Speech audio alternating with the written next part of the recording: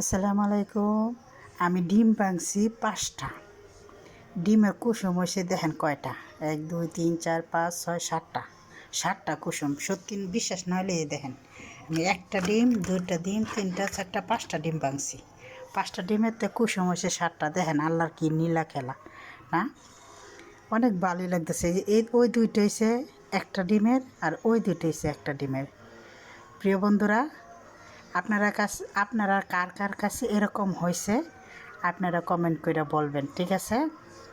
মানে আপনারা যারা যারা ডিম ভাঙছেন, কেডা কেডা 2টা কইরা পাইছেন বা 3টা কুসুম পাইছেন, সবাই বলবেন।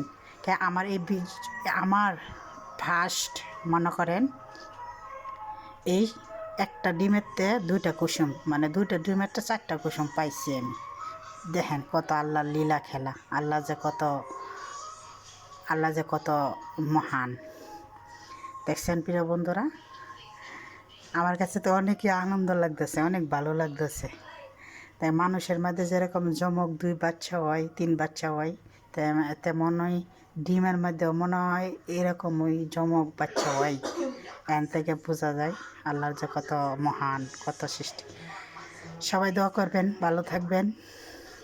আল্লাহ হাফেজ, বুঝছেন? আর আপনার জন্য দোয়া ও ভালোবাসা রইল।